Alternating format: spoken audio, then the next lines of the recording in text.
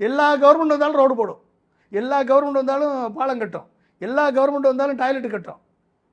1980களில் எம்ஜிஆர் தமிழ்நாடு முழுக்க டாய்லெட் கட்டி கொடுத்துட்டாரு, கம்யூனிட்டி டாய்லெட்டு. 1980ல் கிட்டத்தட்ட 40 வருஷம் கழிச்சு இப்போ தான் நீங்கள் டாய்லெட் கட்டவே வந்திருக்கீங்க. உங்களை டாய்லெட் கட்டுறதுக்காக பிரைம் மினிஸ்டர் ஆக்கணும், உங்களை தண்ணி கொடுக்கறதுக்காக பிரைம் மினிஸ்டர் ஆக்கணும். நதிநீர் இணைத்தேன் என்று சொன்னால் நீ பிரைம் மினிஸ்டர். ஒவ்வொரு வீட்டுக்கும் டேப் வாட்டர் கொடுத்தேன்னா அது சீஃப் மினிஸ்டர் பண்ணுற வேலை, பிரைம் மினிஸ்டர் பண்ணுற வேலை இல்லை. சரியா? இந்த நாட்டினுடைய பொருளாதாரத்தை உயர்த்தினேன் அப்படின்னு சொன்னால் அது பிரைம் மினிஸ்டர் பண்ணுற வேலை. சரியா? ரூபாயினுடைய மதிப்பை வந்து உயர்த்தினேன், டாலருக்கு ஈக்குவலான்டா நான் இன்னைக்கு $1 ஈக்குவல் டு ₹1 சொன்னீங்களா? ₹1 கூட வேணாம், $1 ஈக்குவல் டு ₹40 சொல்லுங்கள். கொண்டாந்துருந்தீங்கன்னா நம்மளுடைய ஃபாரின் எக்ஸ்சேஞ்ச் ரிசர்வ் இன்னைக்கு டபுளாக இருக்கும். 1980-90களில் சைனாவுடைய ஃபாரின் எக்ஸ்சேஞ்ச் ரிசர்வ் இந்தியாவோட 2 மடங்கு கம்மி. இன்னைக்கு சைனாவுடைய ஃபாரின் எக்ஸ்சேஞ்ச் ரிசர்வ் இந்தியாவோட 6 மடங்கு அதிகம். $3 ட்ரில்லியன் அவன் வச்சுருக்கான், நம்ம $600 பில்லியன் வச்சுருக்கோம். ஃபாரின் எக்ஸ்சேஞ்ச் ரிசர்வ் 8 மாதம் தான் சர்வ் பண்ண முடியும் ஃபாரின் எக்ஸ்சேஞ்ச் ரிசர்வ். உங்களுக்கு வெக்கமாக இல்லை? ஒரு கவர்மெண்ட்டு ஒரு டிஜிட்டல் இந்தியான்னு சொல்லிக்கிட்டு டிஜிட்டல் இந்தியாவில் ஒரு மினிமம் பேலன்ஸ் இல்லை அப்படின்னா ஃபைன் போடுவேன்னு சொல்லி கிட்டத்தட்ட 21,000 கோடியை மக்கள்கிட்ட கொள்ளையடிச்சிருக்கீங்களே, வெக்கமா இல்லையா உங்களுக்கு? ஃபினான்ஸ் மினிஸ்டருக்கு வெக்கமா இல்லை வந்து பார்லிமெண்ட்டில் பேசுகிறதுக்கு? 21,000 கோடியை பொதுமக்கள்கிட்ட வங்கியில் குறைஞ்சபட்ச பேங்க்கில் அக்கௌண்ட்டை மெயின்டைன் பண்ண கூட முடியாத ஒரு ஏழை எளிய மக்கள்கிட்ட 21,000 கோடியை கொள்ளையடிச்சிருக்கீங்களே, உங்களுக்கு வெக்கமா இல்லை சொல்கிறதுக்கு? நீங்கள் வந்து ஃபைனான்ஸ் மினிஸ்டர்னு பேசுகிறதுக்கு? அதில் 8,000 கோடி வந்து ஏடிஎம் 5 வட்டம் தான் ஏடிஎம் எடுக்க முடியும். ஏடிஎம் 5 வட்டத்துக்கு மேலே எடுத்தீங்கன்னா அதில் 8,000 கோடியை கொள்ளையடிச்சிருக்கீங்களே நீங்கள்.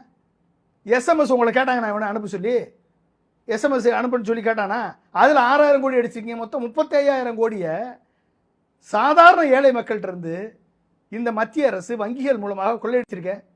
அதே வங்கிகளுடைய பணம் 12 லட்சம் கோடியை கார்ப்பரேட்டு மோடியினுடைய நண்பர்கள் கார்ப்பரேட்டு இந்தியாவோட வங்கியில் லோன் வாங்கிட்டு ஏமாற்றிட்டு ஓடி போன நீரவ் மோடி, சோக்சி, அகர்வால், விஜய் மல்லையா, இப்படி கிட்டத்தட்ட டாப் 100 கார்ப்பரேட்டில் 50% கார்ப்பரேட் வந்து இந்த ஏமாற்றிட்டு போயிருக்கான். இத்தனை ஏமாற்றி 12 லட்சம் கோடி ஏமாற்றிட்டு போயிருக்கானே, அவனை என்ன நீ இடி மூலமாக நடவடிக்கை எடுத்தியா? இடி அனுப்புனீங்களா?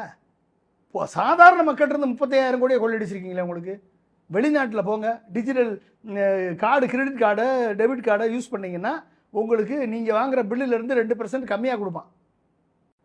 இந்தியாவில் digital card, credit card, debit card use பண்ணிங்கன்னா உங்களை ஃபைன் போடுறான். இதான் டிஜிட்டல் இந்தியாவை ப்ரொமோட் பண்ணுற லட்சணமா? இதான் லட்சணமா? இதான் நீங்கள் கொடுக்குற இன்சென்டிவா? வெக்கமா இல்லை? 35,000 கோடியை நீங்கள் கொள்ளையடிச்சிருக்கீங்க சாதாரண மக்கள்கிட்ட இருந்து. அப்போ இதெல்லாம் தெரியாமல் இதில் 80% இந்து, இந்த 35,000 கோடியில் 80% இந்துக்கள் தானே. அந்த இந்துக்கள் தெரியாமல் உனக்கு ஓட்டு போட்டுட்டு இருக்கான். அவன் கண்ணை விழிச்சிட்டான்னா நீ இன்னைக்கு தெருவில் நிற்கணும், பிஜேபி தெருவில் நிற்கணும்.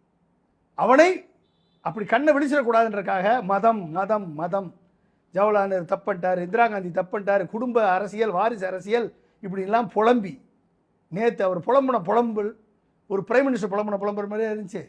ஒரு பிஜேபியுடைய தராதர நாளாந்திர அரசியல்வாதி புலம்புற மாதிரி ஒரு பிரைம் மினிஸ்டர் வந்து பார்லிமெண்ட்டில் பிரச்சார மேடையில் பேசுகிறார். எப்படி பேசலாம்? நீ ஒரு ஸ்டேட்மெண்ட் என்ன பர்பஸ்க்காக நம்பிக்கையில் திருமணம் கொண்டாந்தது கூட ஒரு குறைந்தபட்ச அறிவு வேணாமா? என்ன பர்பஸ்ஸு? மணிப்பூர் தானே பர்பஸ்ஸு. மணிப்பூரை பற்றியில் சொல்லியிருக்கணும். இன்னும் ஆக்ஷன் டேக்கன் ரிப்போர்ட் என்னாச்சு? உங்கள் அமித்ஷா வந்து எல்லாத்தையும் அள்ளி தள்ளிட்டாரா? வெள்ளை அறிக்கை சமர்ப்பிச்சுட்டாரா? 4,000 ஆம்ஸ போலீஸ்லேருந்து பிடிங்கிட்டு போனானே, என்ன நடவடிக்கை எடுத்தீங்க?